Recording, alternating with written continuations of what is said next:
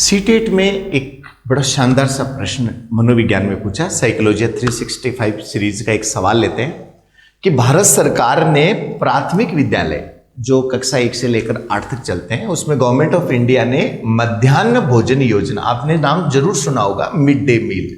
और mid day meal government of India की एक बहुत ही शानदार स्कीम भी है जिसमें 1 क्लास से 8 क्लास तक के बच्चे जो राजकीय सरकारी विद्यालयों में पढ़ते हैं उनको दोपहर का भोजन दिया जाता है।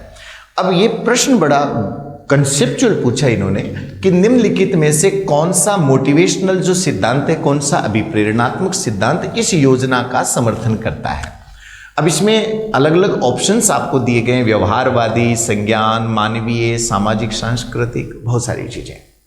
अब कोई आपसे पूछे कि ये इस थ्योरी के पीछे गवर्नमेंट ऑफ इंडिया की क्या मंशा रही है। आपने सुना होगा, कहते हैं कि भूखे पेट भजन ना होई गोपाला, अर्थात जब व्यक्ति का पेट भरा हुआ नहीं हो तो उसको भगवान का नाम भी याद नहीं आता।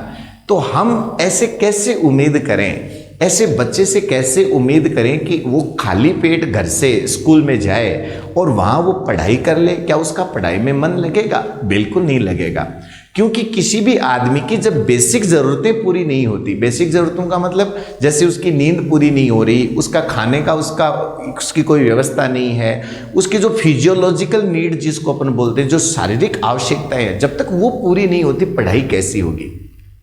ये स्कीम उन बच्चों के लिए मुख्यतः लागू की गई जिन बच्चों के परिवारों की आर्थिक स्थिति इतनी खराब है कि बच्चों के भोजन की भी पर्याप्त व्यवस्था नहीं हो पाती। तो ऐसी स्थिति में यदि बच्चे को हम स्कूल लेके जाते हैं और वहां पर अगर उसको दोपहर का खाना मिलता है तो कम से कम एक तो वो खाने की लालच में वहां जाएगा। दूसरी बात, अगर उसको खाना मिलेगा तो माता पिता भी निश्चिंत है कि भाई बच्चे की खाने की पूर्ति एक टाइम की वहां पे हो रही है। और तीसरी चीज, बच्चे की जब एक खाने की जरूरत पूरी हो जाती है तो उसके बाद उसका पढ़ाई में भी मन लगेगा। तो इस सिद्धांत को कौन सी थ्योरी इसके सपोर्ट में है? तो इसके सपोर्ट में जो थ्योरी है वो है अब्राहम मैस्लो का आवश्यकताओं के पदानुक्रम का सिद्धांत। ये जो थ्योरी है ये साइकोलॉजी के साथ साथ मोटिवेशन में भी आती है, मैनेजमेंट में भी आती है, एडमिनिस्ट्रेशन में भी आती है। तो ये जो मैस्लो की जो थ्योरी है वो क्या कहती है, इसको हम समझते हैं। तो मैस्लो की ये जो थ्योरी है ये कहती है कि किसी भी व्यक्ति की जो आवश्यकताएं हैं, किसी भी व्यक्ति की जो आवश्यकताएं हैं वो मोटे तौर पर इस पिरामिड के हिसाब से होंगी। और इस पिरामिड के हिसाब से जब उसकी आवश्यकताएं होंगी तो ये आवश्यकताएं नीचे से ऊपर की तरफ बढ़ती है। जब तक निचले स्तर की आवश्यकता की पूर्ति नहीं होगी व्यक्ति ऊपर जा ही नहीं सकता। तो सबसे निचली आवश्यकताएं कौन सी हैं? Physiological needs. फिजियोलॉजिकल नीड्स में कौन सी चीजें आ जाती हैं? भोजन आ गया, नींद आ गई, है ना, और आपके पास जैसे मकान आ गया, तो मकान भी तो इसी टाइप का ना। इसलिए तो देखो क्या बोलते हैं, रोटी कपड़ा मकान।